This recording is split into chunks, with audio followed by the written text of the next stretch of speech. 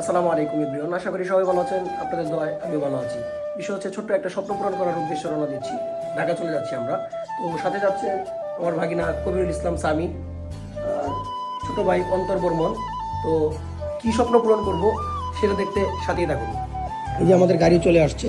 তো এই যে গাড়ি রেডি। আর এই যে আমার চাচা কায়ুম ভাইয়ের ছেলে আর কি। চাচা চাচা চলো ওঠো। তো আমরা ভিতরে ঢুকে পড়লাম। হ্যাঁ ঘুমা আসো, ছোট ভাই আসো।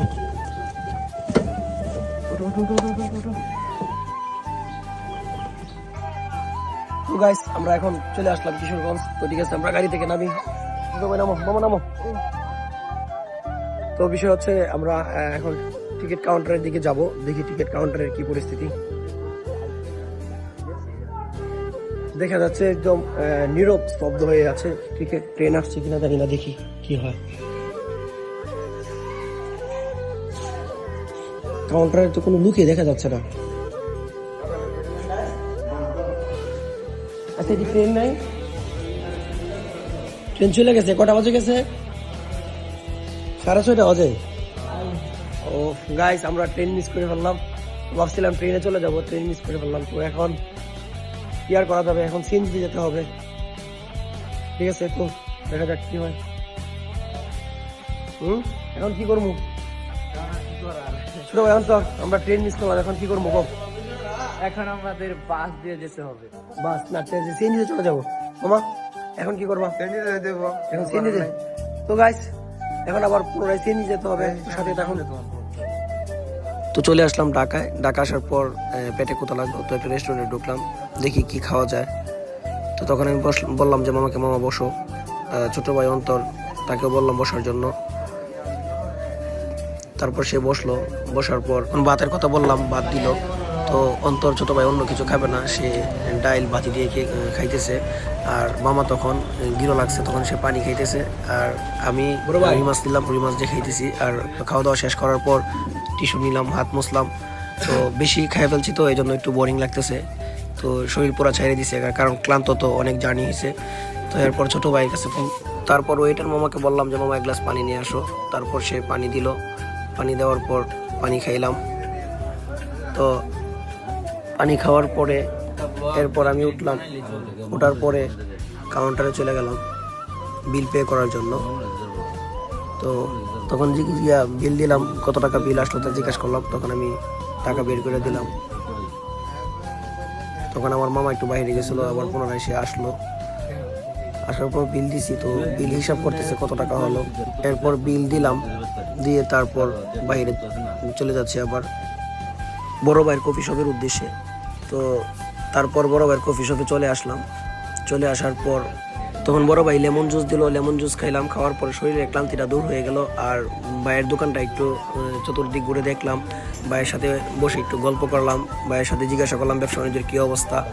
সব কিছু মিলিয়ে দোকান ভাই সুন্দর একটা গুছায়, সুন্দর একটা ব্যবসা প্রতিষ্ঠান দাঁড়াইছে। তো সবাই ভাইয়ের জন্য দোয়া করবেন, হ্যাঁ আমাদের জন্য সবাই দোয়া করবেন। আর ভাইয়ের কফি শপের লোগোটা আমার কাছে খুব ভালো লেগেছে। তারপর ভাইয়ের কাছ থেকে বিদায় নিলাম। বিদায় নেওয়ার পর দোকান থেকে বের হলাম। বের হয়ে আস্তে আস্তে গাড়ির উদ্দেশ্যে চলে গেলাম। আমাদের গাড়িও চলে আসছে। তো গাড়ি চলে আসার পর ভাই আমাদেরকে গাড়ি তুলে তারপর ভাই চলে যাবে। তো বিষয় হচ্ছে গাড়িতে আমি উঠলাম, ওঠার পর বসলাম। বসার পর বাইকনা কবিরকে বললাম ভিতরে ঢোকার জন্য। ছোট ভাই অন্তর, তাকেও বললাম ঢোকার জন্য। তারপর সে ঢুকলো। ঢোকার পর ভাইকে বললাম যে ভাই ঠিক আছে চলে যাই, দোয়া চাই, ভালো থাকবেন, ঠিক আছে পরবর্তীতে দেখা হবে। তারপর বসুন্ধরার উদ্দেশ্যে রওনা দিলাম। এবার বসুন্ধরায় চলে আসলাম। চলে আসার পর গাড়ি থেকে নামলাম। গাড়ি থেকে নামার পর এখন বসুন্ধরার ভিতরে ঢুকবো। তো আস্তে আস্তে সিঁড়িতে উঠতেছি। ওঠার পর ছোটো ভাই অন্তরকে বললাম যে অন্তর, এখানে কিন্তু ভিতরে চেক আছে, তো ব্যাগটা একটু চেক করে নিও। চেক করার কথা বলে তারপর গেটের ভিতরে ঢুকলাম। তো কবিরকে বললাম যে মামা চেকার মেশিন আছে, চেক মেশিন দিয়ে ঢুকতে হবে, তো এই দিক দিয়ে ঢুকো। তোর মামাকে আগে ঢুকলো, তারপর আমি ঢুকলাম। ঢোকার পর ছোটো ভাই অন্তর ব্যাগটা চেক করতে দিল। চেক করার পরে আমরা ভিতরে ঢুকলাম। ঢোকার পর এখন কোন দিকে যাব সে আলোচনা করতেছি। তারপর ভাবলাম যে ডান দিকে আছে, তো এই দিক দিয়ে যাই। এই দিক দিয়ে ঢুকে তারপর এই কোন জায়গা থেকে ফোন নেব সেটা দেখবো, দেখে তারপর যাচাই বাছাই করে তারপর ফোন নেব। তারপর আমরা ভিতরে ঢুকলাম, দেখতেছি যে কোন এদিক সেদিক তাকালাম, তাকে দেখলাম যে কোন দোকান থেকে নেব, কোন দোকানে মানে বেশি ফোন আছে। তারপর ঘোরাঘুরি করার পর ফাইনালি ফোন পছন্দ হলো, তারপর ফোন নিয়ে নিলাম। বাইক না দেখলো, দেখে পর আমরা দিল, কল দিছি কে জানি। তো এই ফোন দিয়ে আবার কথা বললাম, কথা বলার পর টাকাগুলা দিব।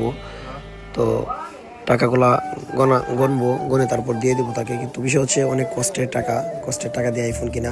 আমি আবার অনলাইন পেমেন্ট নিয়ে ফোন কিনা না, এটা আমার পরিশ্রম করা টাকা, নিজের অর্থায়নে। তো টাকাগুলো গনতেছি, গনার পর টাকাটা বাইকে দিয়ে দিব। আর এখানে কিছু টাকা আমি ক্যাশ দিচ্ছি বাইকে, আর বাকি সব টাকা আমি ব্যাংকে পে করে দিছি, তারা সিটি ব্যাংকে ট্রান্সফার করছি বাকি টাকাগুলো। কিছু টাকা ক্যাশ এটা দেবো। তারপর মামা ফোন টিপতেছে, ফোন টিপে ক্যামেরা দেখলো, ক্যামেরা দেখে কেমন ক্যামেরা ক্লিয়ার হয়। তো বিষয় হচ্ছে 15 Pro Max, এটার ক্যামেরা তো আলহামদুলিল্লাহ ভালো, আর মূলত ক্যামেরার জন্যই ফোন নেওয়া।